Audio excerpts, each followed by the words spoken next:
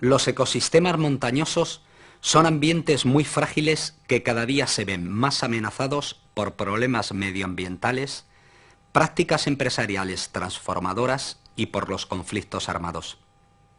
Sin embargo, necesitamos de estos lugares que nacen de valores tan poderosos como pueden ser la fuerza de sus paisajes o la permanencia de su silencio. Por ello, las Naciones Unidas han declarado el 2002 como el Año Internacional de las Montañas. Al filo de lo imposible, quiero ofrecer un pequeño homenaje desde la perspectiva de nuestro programa, es decir, la de hombres y mujeres que durante mucho tiempo llevamos comprometidos con las montañas y sus gentes. Hoy las montañas son mucho más que la rugosidad de la tierra. Son la suma de su majestuosidad, de su belleza y del sentimiento que les han otorgado los alpinistas. Un sentimiento que nace de la pasión por las cumbres y del pozo cultural que originan. Las montañas son templos de encuentro del hombre consigo mismo y con la naturaleza más soberbia.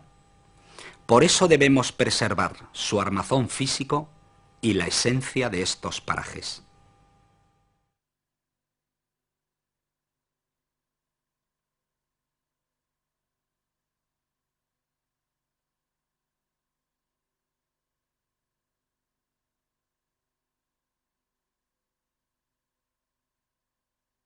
Miro este monte que envejece enero, y cana miro caducar con nieve su cumbre, que aterido, oscuro y breve la mira el sol que la pintó primero. Veo que en muchas partes lisonjero o regala sus hielos o los bebe, que agradecido a su piedad se mueve el músico cristal, libre y parlero.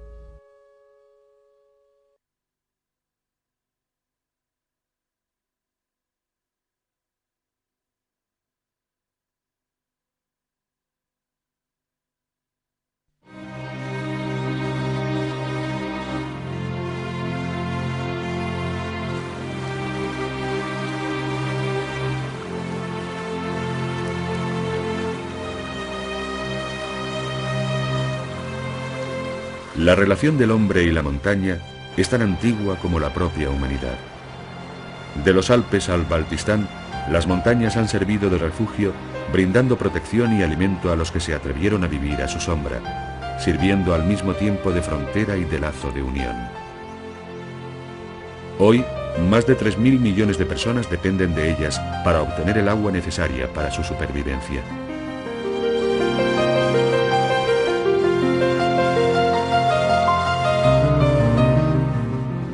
Las montañas son fundamentales para la vida y el espíritu, y por ello debemos preservarlas para las generaciones posteriores.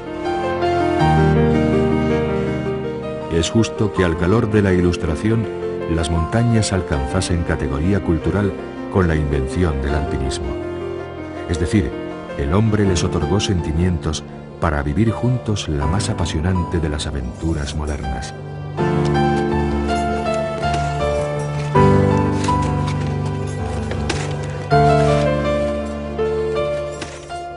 Desde sus cumbres, los hombres perciben la armonía entera del universo.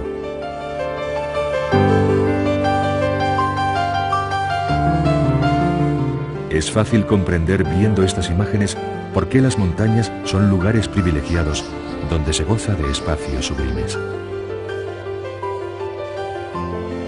Algunas de estas extraordinarias moles graníticas de la Patagonia son el símbolo del mundo mineral exclusivo, de la roca puesta en pie en arquitecturas gigantescas, la mayor convulsión geológica que jamás haya lanzado al cielo la corteza terrestre, como definió el gran alpinista Lionel Terray a esta montaña, el Cerro Torre.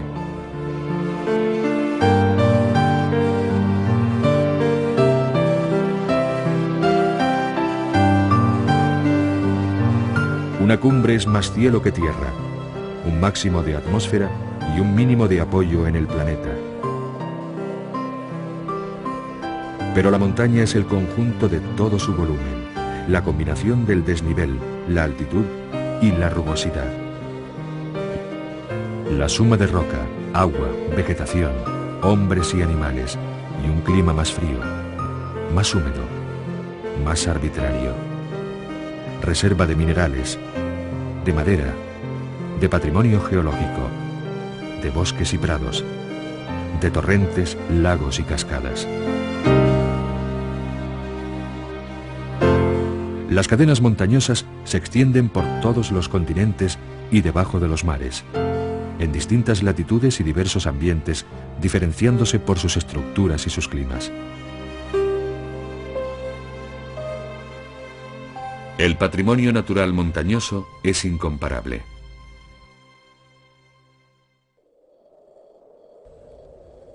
Hay montañas subárticas como el McKinley, en Alaska, y antárticas como el Vinson, dominadas por el hielo hasta su base.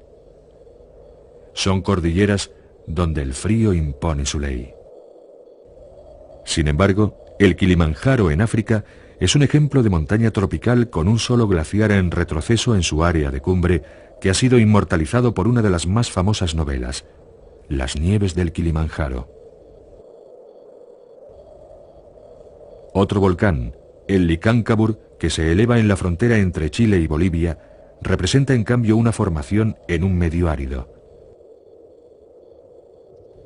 Por el contrario, las masas glaciares del monte Cook, en Nueva Zelanda, son el mejor ejemplo de una montaña oceánica con abundantes precipitaciones de nieve provocadas por el cercano mar de Tasmania.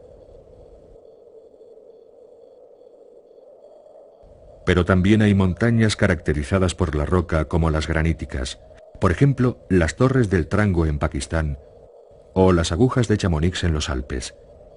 En sus perfiles verticales no hay lugar más que para líneas huidizas, vacío, abismo embriagador. O calcáreas como los Dolomitas o el Naranjo de Bulnes en picos de Europa. Las montañas son también la mejor prueba del dinamismo de la Tierra, que se manifiesta en monumentales actos de creación y destrucción. Su mejor muestra son los volcanes en actividad que añaden su poder de intimidación y de fascinación. Caminando sobre ellos se siente el temblor del suelo, se oyen sus rumores continuos, se admiran sus extrañas arquitecturas y colores. Se percibe un planeta que tiembla, respira y se transforma en un proceso continuo. El proceso de creación comienza de nuevo. Mientras hay rocas continentales en la Tierra que pueden tener cientos de millones de años, las que ahora salen del interior del volcán solo tienen segundos. Una tierra fértil que desde sus orígenes ha atraído a hombres y mujeres que, desafiando sus explosiones impredecibles, han vivido a su sombra.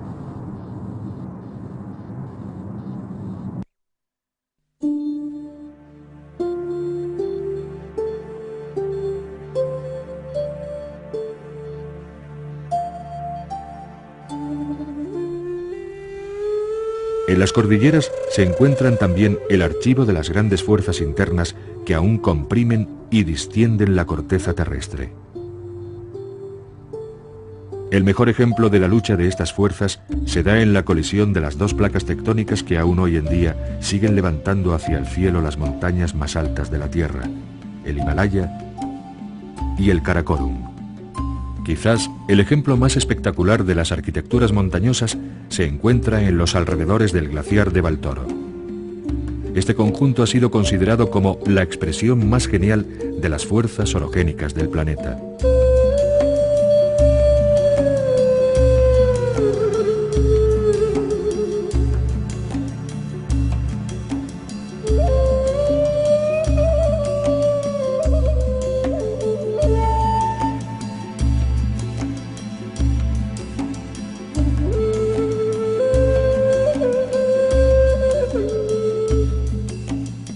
Estos colosos son la imagen de esas poderosas fuerzas, de la acción del frío, del agua y del hielo. Pero estos paisajes únicos se van transformando y sus contrastes se van diluyendo.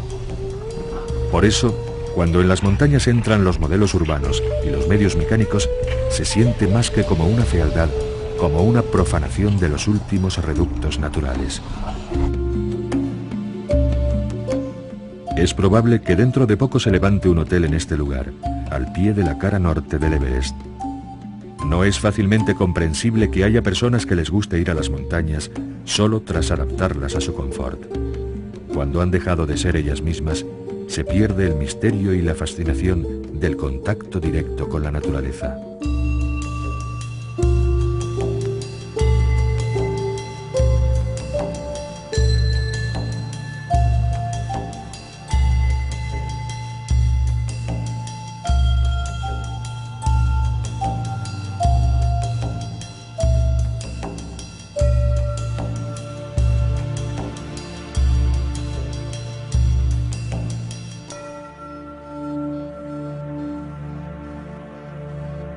Hindúes y budistas hicieron de una montaña el centro de un universo rodeado por 7 anillos concéntricos de montañas, a cuyo alrededor giraban el sol y la luna.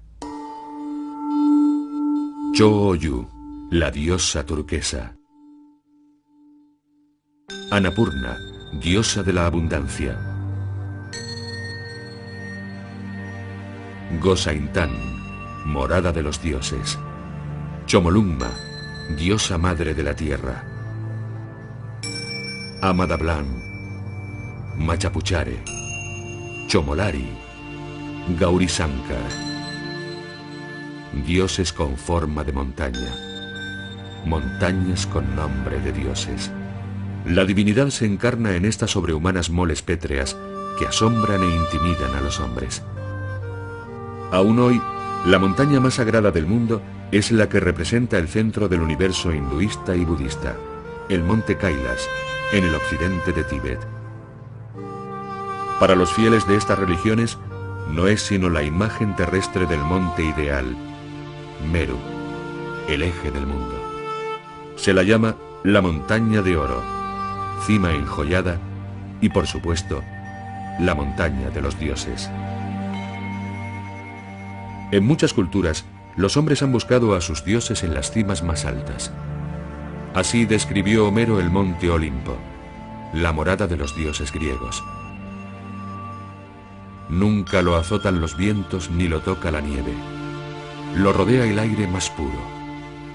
Una blanca claridad lo envuelve y los dioses experimentan aquí una felicidad eterna, como sus vidas. Zeus, el primero de los dioses griegos, ganó las alturas permitiendo que otras divinidades compartieran con él residencia en el Olimpo.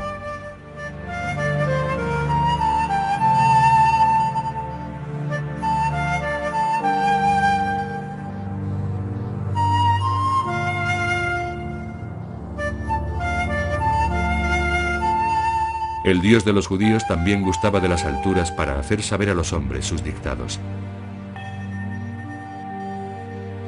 Se lee en el libro del Éxodo: descendió Yahvé sobre la montaña del Sinaí, sobre la cumbre de la montaña, y llamó a Moisés a la cumbre, y Moisés subió a ella. En esa cumbre recibió nada menos que las tablas de la ley, los 10 mandamientos por los que se rigen aún hoy millones de judíos y cristianos.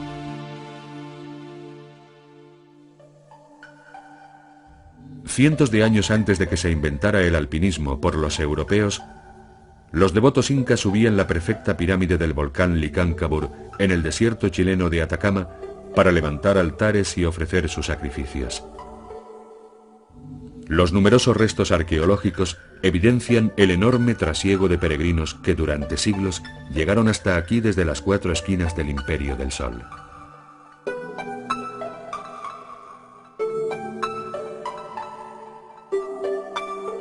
Hace más de 500 años se enfrentaron a sus casi 6.000 metros de altitud, venciendo a la puna, el terrible mal de altura, y al miedo a lo desconocido. A buen seguro fueron los primeros hombres en subir tan alto.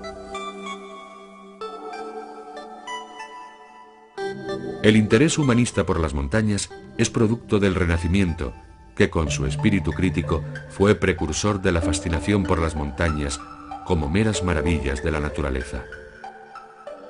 El poeta italiano Petrarca, considerado como uno de los humanistas más representativos de su época, escaló en 1336 el monte Ventoux. Una vez en la cumbre, Petrarca leyó un pasaje de las Confesiones de San Agustín. Los hombres van a admirar las cimas de las montañas, el curso de los ríos, los movimientos del océano, la marcha de los astros, y se olvidan de sí mismos.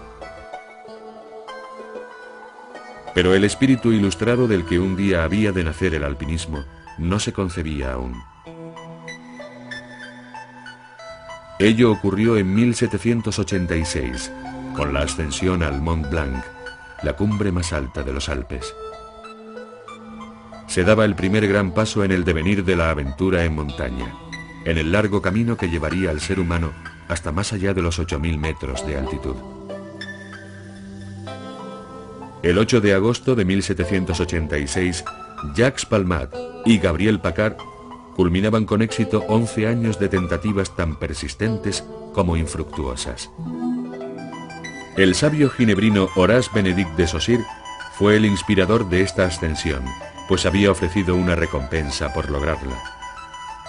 Él mismo vería su sueño cumplido al subir por fin a la cumbre del Mont Blanc un año más tarde. Escribiría: «No daba crédito a mis ojos. Me parecía un sueño cuando veía a mis pies estas cimas majestuosas, estas agujas terribles». El conjunto escultórico erigido frente al Mont Blanc supone el reconocimiento de las generaciones posteriores al hombre que inventó el alpinismo. Desde entonces, en los Alpes, se vivirán las más duras y épicas aventuras alpinísticas. En pocos años serían holladas por los pioneros la gran mayoría de las cimas más altas de los Alpes. La labor de los guías en estos comienzos sería determinante.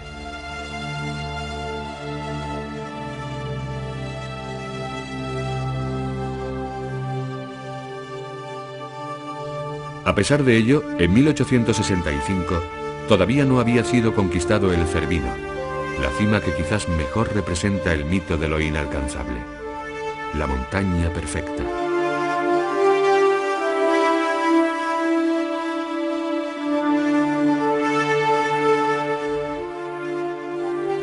En ella se viviría una de las primeras tragedias alpinas teñida por la polémica. Edward Whymper logró alcanzar la cima del Cervino por delante de su competidor, Carrel, en una rivalidad alpinística que luego se haría más frecuente. Desgraciadamente, en el descenso, se despeñarían 4 miembros del grupo al romperse una cuerda. Aquel accidente perseguiría a Whymper toda la vida, pero la montaña imposible había sido conquistada. La mezcla de aventura y afán de conocimiento que en un principio impulsó a los hombres hasta la cima de las montañas se vio enriquecida por un nuevo anhelo puramente deportivo. Se estaba gestando una nueva transformación. A finales del siglo XIX, Frédéric Moumeri dio un paso decisivo en esa transformación al escalar algunas de las agujas de roca y nieve más imponentes de los Alpes. Para Moumeri, impulsor de la escalada sin guías, la conquista de una cumbre no agota el descubrimiento de una montaña. En una frase resumió su idea de la escalada y, quién sabe, si su forma de enfrentarse a la vida. Cuando todo indica que por un lugar no se puede pasar, es necesario pasar. Se trata precisamente de eso. Desde entonces se supo que tarde o temprano, toda pared y toda cumbre, por difíciles que fuesen, podrían ser escaladas. Era una cuestión de técnica, perseverancia y esfuerzo.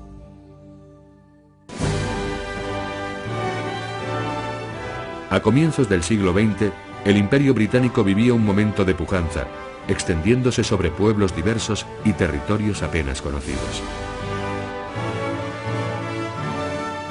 De la mano de geógrafos, cartógrafos, militares, exploradores y alpinistas, se va a internar en algunos de los lugares más remotos de África y Asia.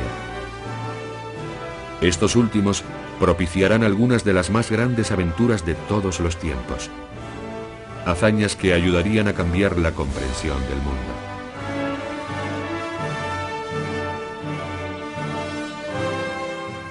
Después de que el Duque de los Abruzos en 1909 alcanzase los 7.500 metros en el Chogolisa y tras el fracaso de Scott en el Polo Sur, los británicos decidieron acometer la mayor empresa que podía realizarse en montaña, la escalada del Everest, una empresa en la que se pondría en juego el orgullo de una nación. En la primavera de 1924, la tercera expedición británica instalaba el campamento base a 5.200 metros al pie del glaciar de Rongbuk. En el ánimo de todos pesaba la convicción de que era la definitiva. Los personajes claves de aquella expedición eran Norton, el jefe de la misma, y Mallory, responsable de los grupos de escalada. En la ya famosa foto de grupo que se hicieron en el campo base, quedó inmortalizada una de las expediciones más célebres de todos los tiempos.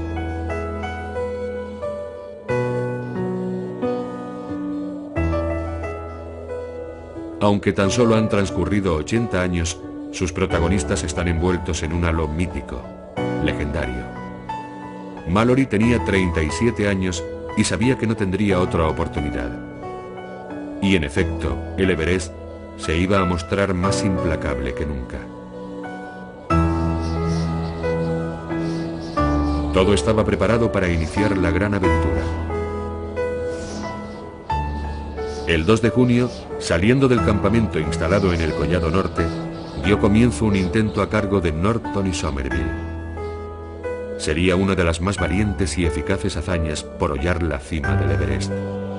Vestidos con camisas de franela, botas de clavos, gabardinas, chalecos de lana y bufandas, lograrían alcanzar los 8.570 metros sin utilizar botellas de oxígeno. Un récord que permanecería vigente más de 50 años. Pero no pudieron continuar y decidieron darse la vuelta.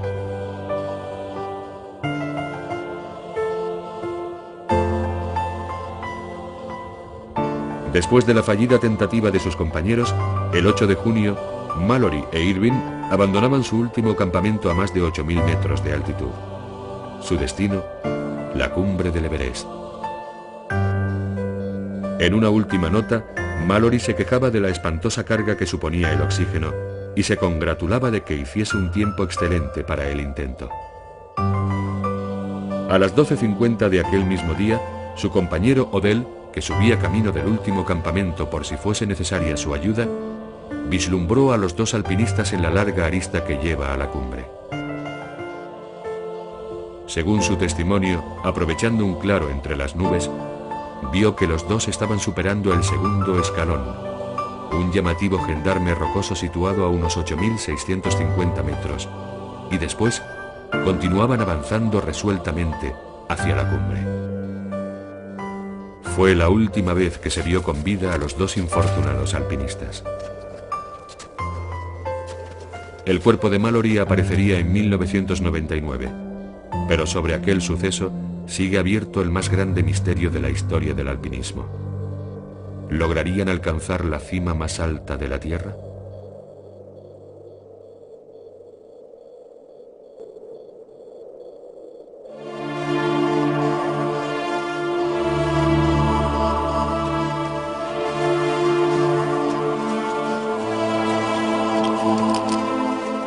El Himalaya ha sido escenario de experiencias singulares que merecen un lugar destacado en la historia de la aventura humana. Auténticas hazañas en las que se puso de manifiesto lo mejor y lo peor del alma humana, lo mejor y lo peor de la montaña.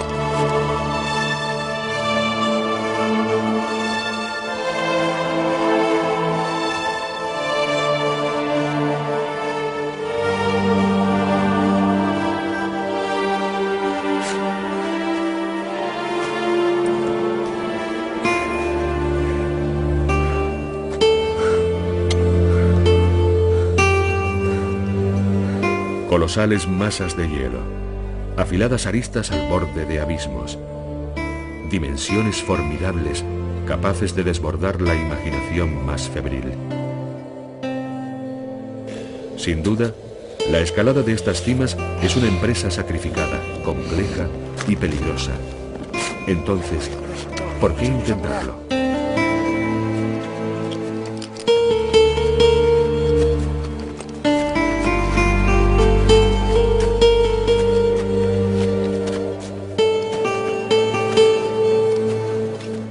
Lo que hay de común en todas estas experiencias es que allí arriba se obtiene un sentimiento de libertad que pocos otros lugares pueden ofrecer.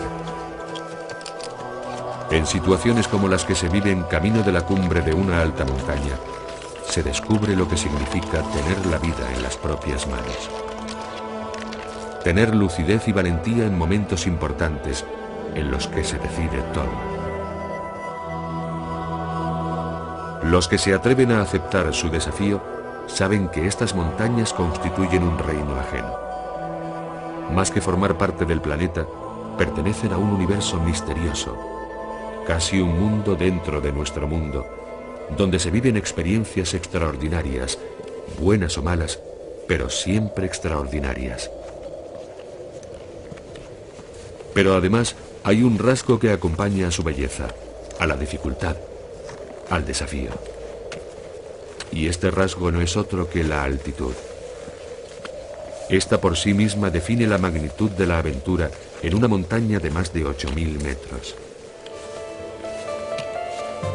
La epopeya de los primeros seres humanos en conquistar una de esas cimas, el Annapurna, resume a la perfección la magnitud del empeño que es necesario poner en juego para alcanzar el misterio que se encuentra más allá de la frontera del 8º kilómetro.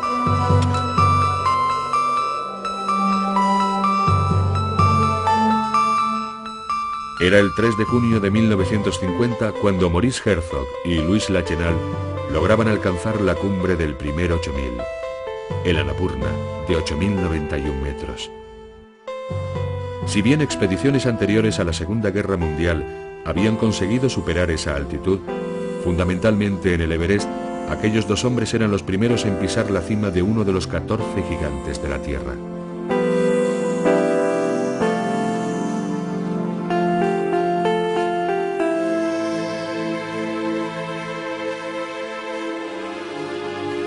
La ascensión resultó muy penosa, pues cada paso exigía un esfuerzo de voluntad mientras se hundían en la nieve recién caída. Ascendieron durante horas, un paso tras otro, jadeando varias veces a cada paso. Por fin, aparecieron ante su vista las rocas de la cumbre. Treparon por ellas y de pronto, un viento salvaje azotó sus caras. Habían llegado a la cumbre del Annapurna. Herzog sacó de su mochila una diminuta bandera, la sujetó al piolet y se la entregó a Lachenal para sacar la gran fotografía.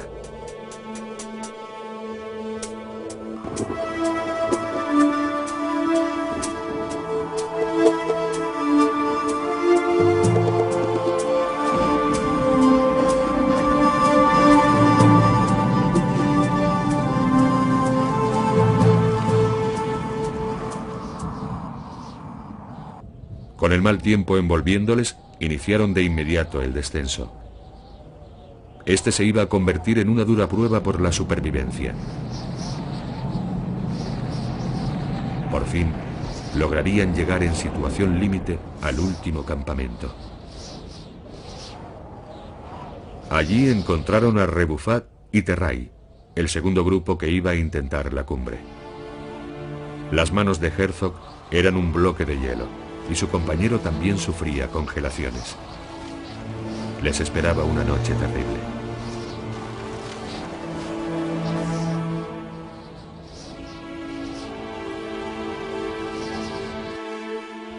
La mañana siguiente trajo un problema más a los muchos que tenían. Rebufat y Terray, que se habían quitado las gafas el día anterior para escudriñar el camino a través de la niebla, apenas veían.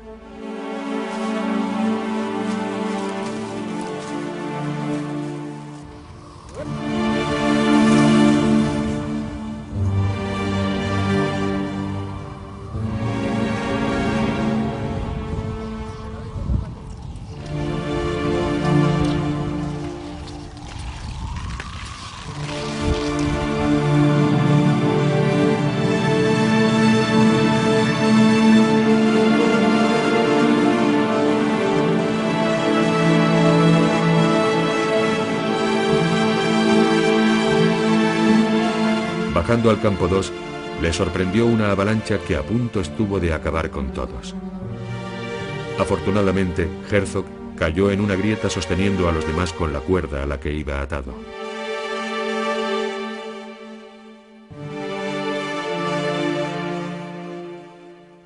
Por fin lograron llegar al campo base. Habían salvado la vida. Pero aún quedaba el dolor insoportable de las inyecciones, las amputaciones en marcha sin ayuda de anestésicos y el delirante descenso a espalda de los porteadores, mientras el monzón les empapaba sin descanso. Y sobre todo, la angustia de no saber cómo se adaptarían a la nueva vida que deberían afrontar mutilados. Sin embargo, habían realizado una de las mayores gestas de cuantas se han vivido en el Himalaya. Habían escalado el Annapurna. Habían escalado el primer 8000 en toda la historia.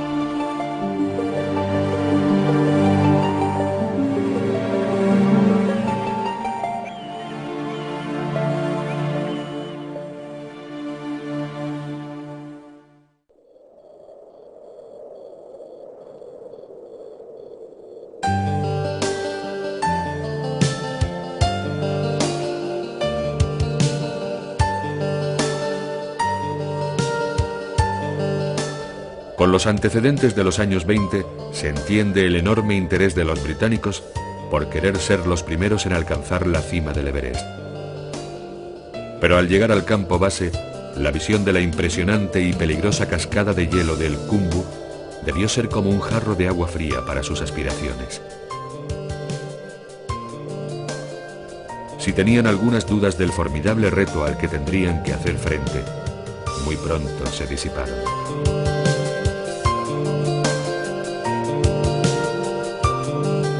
Bajo la eficaz dirección del coronel Hunt, la expedición trazó una nueva ruta a través de la siempre cambiante y peligrosa cascada de hielo. Luego el equipo remontó el Valle del Silencio, dirigiéndose al pie de la pared sur del Everest para instalar su campamento número 4. Desde aquí se iniciaría el ataque a la cumbre. Charles Evans y Tom Bourdillon fueron los elegidos para realizarlo. Partiendo del collado sur a 8000 metros, conseguirían llegar hasta la cima sur. A menos de 90 metros por encima de ellos, la cumbre parecía tentadoramente próxima. Pero desgraciadamente, estaban demasiado cansados para continuar. 2 días más tarde, el neozelandés Edmund Hillary y el Sherpa Tenzing Norgay tomaban el relevo. Era un equipo que aunaba fuerza y experiencia mientras iban dejando más abajo las cumbres circundantes. Llegaron al punto máximo alcanzado por sus anteriores compañeros y se enfrentaron al último obstáculo, un escalón vertical de roca y nieve que Hillary acometió con decisión. Una vez superado, solo quedaba una fácil arista que llevaba al punto más alto. A las 11:30 de la mañana del 29 de mayo de 1953, Tenzing y Hillary alcanzaban la cumbre del Everest.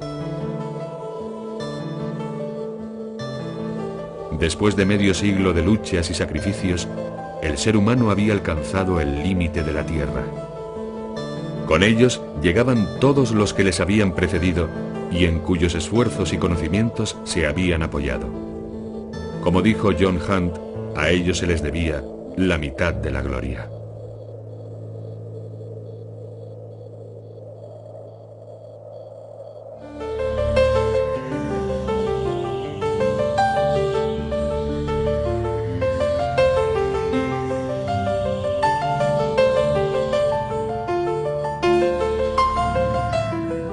Si el Annapurna fue conquistado en el primer intento y al final dejó escapar a quienes lo habían logrado, el Nanga Parbat se resistió durante más de 50 años de forma increíble y trágica, ganándose el fatídico sobrenombre de la montaña maldita al ser el 8000 que más víctimas se había cobrado. Antes del comienzo de la Segunda Guerra Mundial, 5 expediciones germánicas se estrellaron contra las laderas del Nanga, con el triste resultado de más de una treintena de víctimas. Ante la opinión pública alemana, el Nanga se convirtió en un obstáculo infranqueable.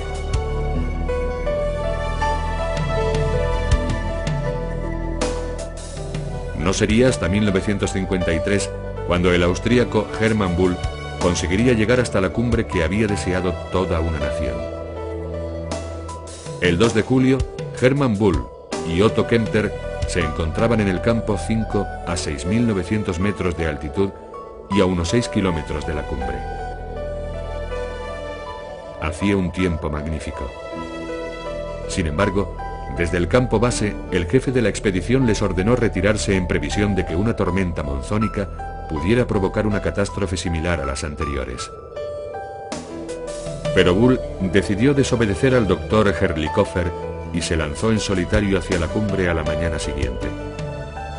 La ascensión pronto se convirtió en un calvario en el que solo la obsesión por la cima le mantenía en pie. Para poder continuar, tomó un poderoso estimulante, pervitina, que los aviadores alemanes habían utilizado durante la guerra. Después de 15 horas de esfuerzos al límite, consiguió llegar a la cima casi arrastrándose.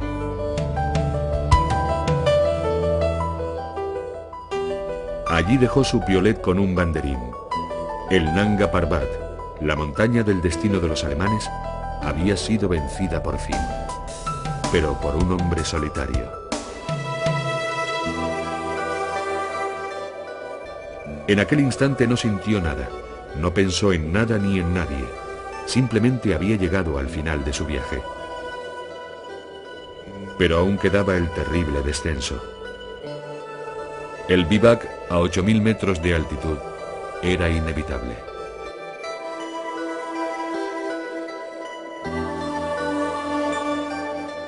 Al campo base llegó un viejo que días antes era uno de los más fuertes escaladores europeos. Pero había conocido la cumbre del Nanga Parbat, algo que nunca nadie había conseguido antes.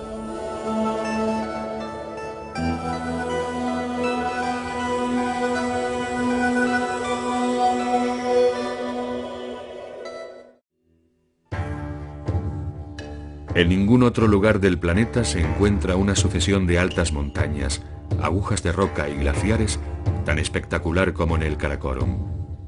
Es el reino del dominio de la montaña en su pureza más absoluta.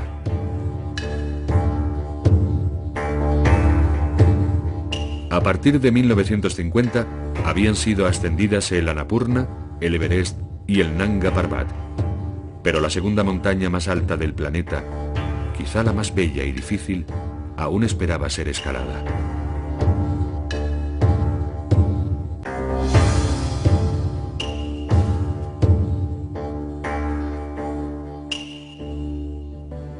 Los italianos, pioneros de la exploración del Karakorum, llevaban casi medio siglo detrás de la conquista del K2. Las expediciones de 1909 de Luis de Saboya y la de 1929 del duque de Spoleto realizaron aportaciones decisivas para la comprensión de este universo de hielo y roca. En la primavera de 1954, al mando de Ardito Desio, una potente expedición italiana se ponía en marcha. Nada más llegar al campo base, casi sin interrupción, los italianos se dirigieron al espolón de los Abruzos, la ruta que Luis de Saboya, 45 años antes, había considerado la idónea para alcanzar la cumbre. Pero después de unos primeros días, en los que logran llegar rápidamente al campo 3, a 6.300 metros, unas fuertes tormentas de nieve dificultan el avance de la expedición y hacen sufrir a los alpinistas. Además, uno de ellos, Mario Puchov, fallece debido a una pulmonía. A pesar de ello, siguen trabajando en la instalación de los diversos campamentos. El 29 de julio, la expedición logra montar el campamento 9 a unos 8.150 metros de altitud. Todos, arriba y abajo, saben que es el momento decisivo. El 30 de julio, Achille Compagnoni y Lino Lacedelli inician el ataque a la cumbre, con las botellas de oxígeno que les han porteado Walter Bonatti y el porteador Maddy. La escalada es lenta y fatigosa. Después de varios intentos, logran superar un tramo vertical de unos 30 metros muy expuesto en una zona rocosa. Por encima parece que los problemas técnicos han desaparecido, pero hay mucha nieve inestable. Sus compañeros siguen su ascenso con angustia, conscientes de que estaban siendo testigos de un momento excepcional.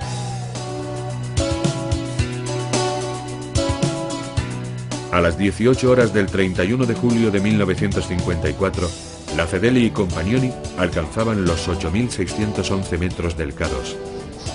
Allí, con todo el Karakorum a sus pies, plantaron las banderas de Italia y Pakistán.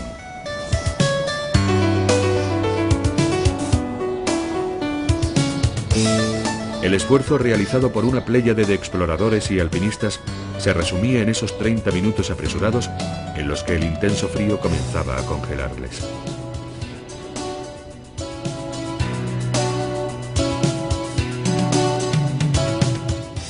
Habían tenido que pasar casi 100 años desde que Montgomery, un oscuro oficial inglés, enfocara su teodolito sobre aquella cima. La montaña de las montañas se había rendido ante el empuje de los italianos. El sueño de Luis de Saboya se había hecho realidad.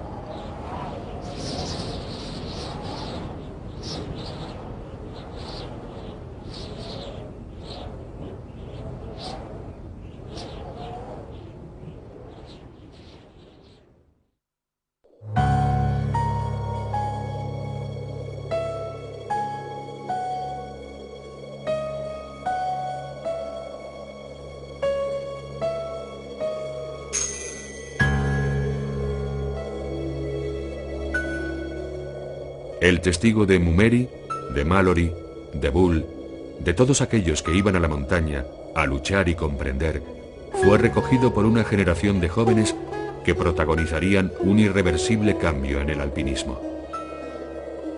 Kurt Dienberger, Walter Bonatti, Chris Bonington, Doug Scott, Peter Borman, Jerzy Kukuczka o Peter Habeler son solo algunos de estos revolucionarios que supieron mirar con otros ojos las montañas. Abrieron rutas de dificultad en las paredes más altas de la Tierra, trasplantando la revolución de los Alpes al Himalaya.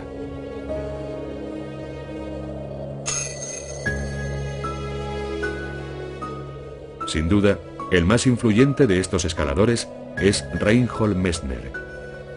El revolucionario y audaz alpinista y escritor italiano fue la primera persona en conocer el mundo desde sus 14 cumbres más altas. En 1975 escaló el Hayden Peak con su compañero Peter Habeler en estilo completamente alpino. La idea intentada por Hermann Bull en el Chogolisa, tan cerca de este 8000, era por fin un hecho. En 1980, de nuevo Messner señalaría el camino a seguir. El 20 de agosto alcanzó por segunda vez la cumbre más alta de la Tierra, pero en esta ocasión lo hizo en solitario y sin oxígeno. Una idea intuida por el genio de los más grandes alpinistas de la historia se hacía por fin realidad.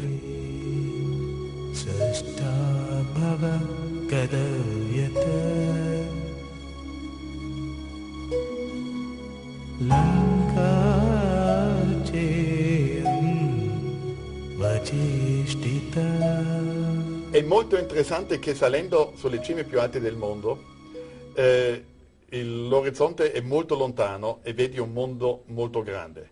Non basta l'occhio umano per capirlo, perché non è fatto per una distanza talmente grande. E il nostro cervello, mancando di ossigeno, non ha la capacità di apprendere tutto. Dico perfino che sulle cime più alte del mondo siamo sulle cime senza vista, verso fuori e verso dentro. E oggi sono sicuro che l'avventura più grande che noi possiamo vivere è l'esposizione. Non la possibilità di cadere, non il freddo, non il superamento della difficoltà. L'esposizione è la dimensione più importante come base per capirci, per sapere chi siamo. Perché in realtà noi siamo persi su questa terra, noi siamo persi nel cosmo, nell'infinito, E la morte non significa nient'altro che la solitudine perfetta e l'infinità perfetta.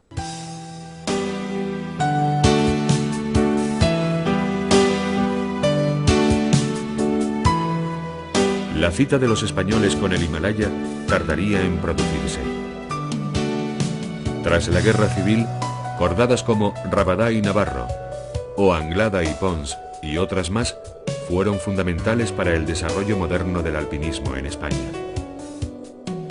El sistema democrático recuperado en 1977 propició una transformación de costumbres y usos sociales y una mejora en el nivel de vida que impulsaron a los alpinistas españoles a salir fuera de sus fronteras. El Manaslu sería el primero de los 14 8000 en ser escalado en 1975 por Gerardo Blázquez y Jerónimo López.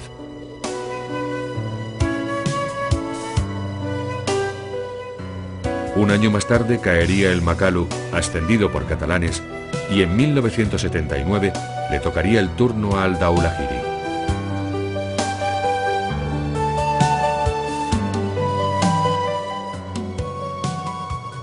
En 1980, el Everest cedió por fin ante la persistencia y tenacidad de los vascos. Fueron Martín Zabaleta y el Sherpa Pasán Temba quienes lograron llegar a la cima. Desde entonces, la evolución se acelera. En 1984, Enric Lucas y Nil Bohigas consiguieron la que posiblemente sea la mejor actividad alpinista española en el Himalaya. La escalada en estilo alpino de la cara sur de la Annapurna, poniendo de relieve en el panorama internacional la pujanza del alpinismo español. Para entonces, una auténtica revolución se ha puesto en marcha.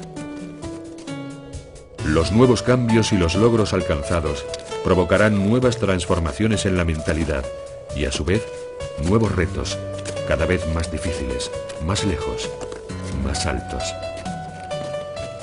Quizás el momento más representativo de esta etapa sea la culminación en 1999 de los 14 8000 por Juanito Oyarzábal, algo que solo otros 5 alpinistas habían conseguido antes.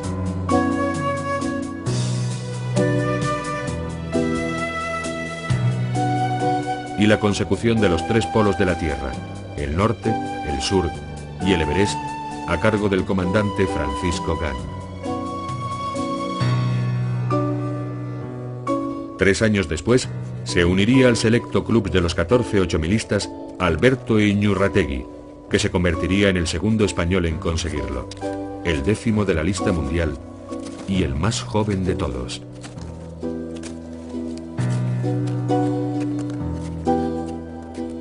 Pero hay muchos más ejemplos. Desde el gran nivel de los escaladores que efectúan rutas de alta dificultad en grandes paredes de roca, hasta Josune Bereziartu, la primera mujer del mundo en superar la mítica barrera del 9º grado.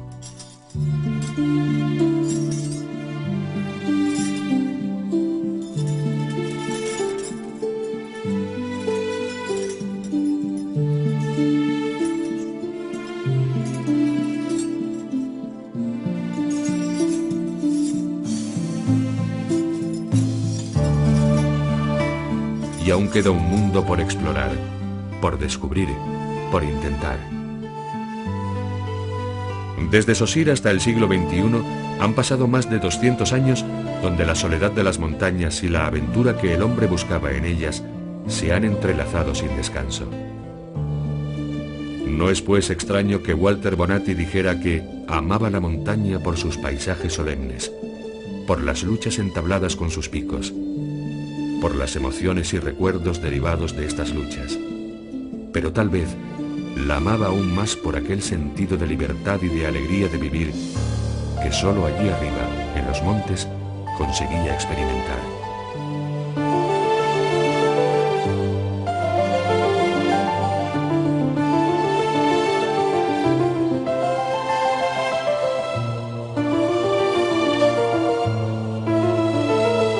Pero en estos años, muchas cosas han cambiado, como el paso de las montañas a objetos de mercancía.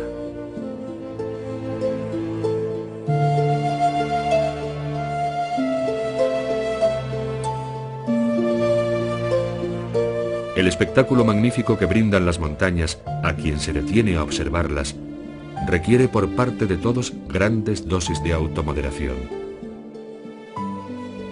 Ya hemos comprobado que, pese a que las seguimos utilizando como símbolo de la inmutabilidad, las montañas son sensibles a la destrucción y su belleza puede romperse.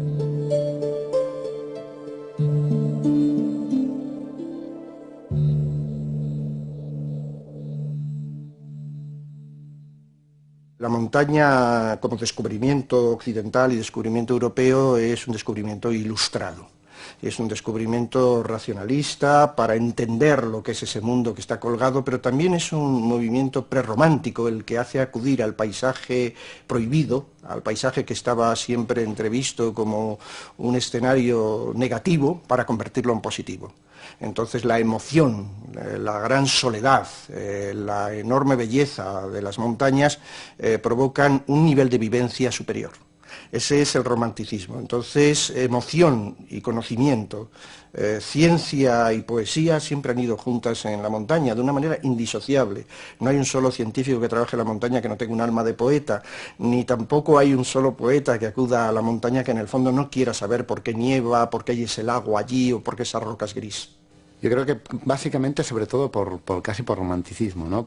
Yo siempre he sido una persona bastante romántica en este sentido y la montaña para mí me ha aportado un mundo diferente y valores diferentes, sobre todo en el mundo un poco en el que vivía, que cuando era joven, ¿no? El mundo de la transición, que todo parecía que iba muy bien y tal. Yo echaba de menos algo más en mi vida que solo fuera pasarlo bien, ¿no? Con los amigos y o sea, esa vida banal y fútil, ¿no? Yo creo que lo encontré en la montaña, igual lo podía haber encontrado en otro campo, pero caí en el mundo de la montaña y me fascinó mucho pues la idea esta de luchar, esta idea romántica un poco de luchar por algo inútil, además alejado de la sociedad, fuera de los referentes sociales que tenemos todos, y yo creo que eso es una cosa que en la adolescencia pues te atrae mucho. Y luego pues el camino, el río de la vida me ha llevado por ese camino y sin duda cambian las cosas, pero básicamente el móvil sigue siendo ese, yo creo.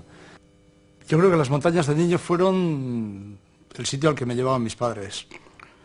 De adolescente fueron el sitio al que iba con los amigos y eran sitios nuevos, distintos, en los que nos perdíamos con mucha frecuencia y que tenían algo de atractivo y de misterioso. Y luego antes de llegar a conseguir escalar, fueron un objeto de deseo en el sentido de que yo quería escalar, en casa no me dejaban, y quería probar esa sensación de incertidumbre, de aventura, de riesgo, casi de descubrimiento, ¿no? De pasar por aquellos lugares en los que pasaba muy poca gente y en los que te podían pasar muchas cosas. Quizá era eso, era un lugar en el que te podían pasar cosas que tú no sabías cuáles eran, ¿no?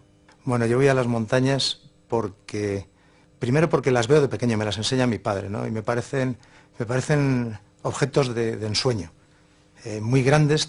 Cuando tú eres muy pequeño y tropiezas mucho con piedras, con los cantos rodados en los ríos y vas mirando hacia arriba y piensas cuán inalcanzable puede ser aquello, ¿no? Aquello que está tan pegado al cielo y te estimula a ir, ¿eh? Piensas que puede ser un reto que puede tener, da igual la altura es anecdótica aquí. Es lo que tienes, pues Maito, yo me acuerdo mucho de un monte que había encima del pueblo de mi padre, de Urdués, en el Valle de Echo, que se llama Maito, y que debe de tener pues 1.300 metros, pero es igual, era una infinitud, ¿no? Maito era el objetivo cuando yo tenía 6 o 7 años. En mi vida las montañas, sin lugar a dudas, lo significaba absolutamente todo, ¿no? Desde conocer a mi mujer, conocer grandes culturas, conocer grandes países y, por supuesto, conocer grandes montañas, ¿no? Sí, bueno, verdaderamente esto es un tópico, pero yo no sabría vivir sin montañas, no sé hacer otra cosa. Sin lugar a dudas, ahora lo que mejor sé hacer es subir montañas, y en ellas es donde disfruto y en ellas es donde uno se libera totalmente de muchas cosas, ¿no? Sobre todo de todo lo que nos rodea cuando estamos en la ciudad, y cuando acudes a la montaña, pues uno se libera de muchísimas cosas, ¿no? No podría vivir sin ella, tengo una necesidad espiritual, una necesidad personal, vivencial, y una necesidad de conocimiento. Yo necesito entender las montañas, necesito vivirlas y entenderlas, es una cosa mixta, ¿no? O sumada, una detrás de otra. Y la montaña me proporciona con generosidad unas enormes satisfacciones en estos dobles sentidos, en el vivencial, en la experiencia, en respirar el aire puro, en correr por un bosque que está helado, el saltar un arroyo. Se vuelve uno un niño en la montaña, ¿no? Hay algo inocente y cándido en la montaña que es espléndido. Y luego yo me he pasado la vida como geógrafo estudiando montañas y quiero seguir estudiándolas porque me proporcionan unas grandes satisfacciones intelectuales. La cultura de las montañas, leer a los autores que han escrito, yo lo paso muy bien con esos libros, me rodeo de esas bibliotecas que hablan de montañas cuando no puedo estar en las montañas y si no, les pregunto a las piedras y les pregunto a las cascadas y generalmente responden muy bien y con una gran facilidad me cuentan cosas. Para mí el Everest era más que una cuestión deportiva, que no lo era tanto, era una cuestión sentimental, ¿no? Yo de pequeñito, pues, como empecé de muy pequeñito, pues me hacía mucha ilusión subir al Everest, sobre todo cuando leí el libro de Messner, de Peter Haveler, bueno, de John Hunt. Cuando has mamado mucha literatura de montaña, pues es muy importante la obsesión que eso te crea también, ¿no? Que yo creo que es muy bonita, porque sin esta literatura y sin estos libros seguramente tendríamos que crear el alpinismo otra vez, seguramente no iríamos, seguramente sí, pero iríamos de otra manera. Y para mí el Everest era más una manera de reconciliarme con mi pasado, de autojustificarme, de cerrar ese círculo con mi infancia, y no lo pude hacer, ¿no? Uno de los recuerdos quizá es que las montañas de alguna manera suponen el límite, ¿no? Es acercarte al límite, no solo a tu propio límite, sino al límite de tu mundo, ¿no? Al límite de lo material y de lo etéreo, de la existencia y de la nada, de lo que somos y del vacío, ¿no? Es la montaña cuando en un determinado momento donde tú crees que la madurez, yo creo que es algo que no se deja de adquirir en toda la vida, ¿no? Pero en un primer momento, cuando crees ya que estás entrando en esa madurez, supone una prueba, ¿no? Es un medio para relacionarte contigo mismo. En el fondo yo a la montaña he ido a conocerme mejor, así de claro. De las montañas exterior y la montaña interior yo siempre he encontrado primero la interior, ¿no? Que es la que a lo mejor luego con suerte me ha hecho llegar a esa vista que he anhelado, ¿no? Pero yo creo que lo que más me ha llevado ha sido mirarme hacia adentro y ver cómo era. Después de ver tantos y tantos desastres ecológicos que estamos viendo, y sobre todo en los últimos años, yo creo que las montañas hay que preservarlas fundamentalmente porque son nuestro patrimonio, ¿no? Y por supuesto a mis hijos y a muchísima más gente hay que transmitir que las montañas tienen que estar totalmente limpias, que las montañas están ahí pues para que nosotros sin lugar a dudas disfrutemos de ellas y podamos pasarlo bien fundamentalmente, ¿no? Que es lo más importante. De la misma manera que los cuadros de Velázquez o las sinfonías de Mozart o de Beethoven son un patrimonio de la humanidad, yo creo que las montañas también lo son. Lo son por su belleza y lo son porque es nuestro hábitat también, pero lo son también por la cultura que hemos creado a través de ellas. Yo recuerdo de mis primeras excursiones por Vizcaya, que podías estar horas perdido, porque no veías luces, no veías pistas, no tenías referencias, hasta que llegabas al pueblo donde habías pensado finalizar la excursión, o al pueblo en el que te habías perdido y habías terminado en otro, ¿no? Ahora cualquiera que se suba, por lo menos a las montañas de Vizcaya, de Cantabria, de zonas próximas a mi casa, verá que está todo invadido. O sea, que uno ya no se puede perder. Y quizá me da la impresión de que cuando se hacen proyectos de obras públicas, etcétera, a sus responsables les domina la idea de que, bueno, el que quiera ver montañas y zonas salvajes, que se vaya a otro lado. Esto es la civilización, ¿no? Yo creo que uno de los problemas de hoy en día de la humanidad es que ha perdido, del occidente, es que ha perdido el contacto con la naturaleza. Y yo creo que eso, el hombre ha vivido millones de años en la naturaleza, lleva estos últimos 1000 o 500 viendo las ciudades. Yo creo que ese impulso es atávico, pues haber cortado con eso es tremendo, ¿no? Es el último reducto donde los hombres podrán encontrar todavía con gran satisfacción, a alto nivel, esa relación moral con la tierra, ¿no? esa alta conexión y ascripción a los grandes paisajes terrestres. Solamente quedan ya en la montaña media y alta. Por lo tanto, es en esas altas montañas, sobre todo, donde eso debe quedar capaz de oír el concierto de la naturaleza. Y por lo tanto, sin ruido, sin barullo, sin transformación, sin desfiguración. Lo que hay es suficientemente espléndido, y además no lo necesitamos cambiar para nada, como para que permanezca.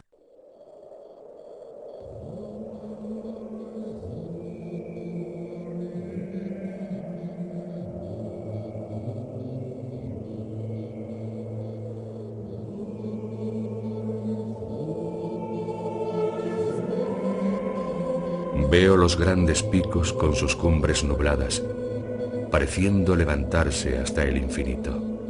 Oigo la música de los distantes rebaños y de las solemnes campanas de iglesia. Huelo el fragante aliento de los pinos. Y cuando todo eso se desvanece, otro cortejo de pensamientos se presenta. Recuerdos de hombres que fueron rectos, valerosos y sinceros. Hay alegrías demasiado grandes para ser descritas con palabras. Y hay dolores sobre los que no me atrevo a extenderme.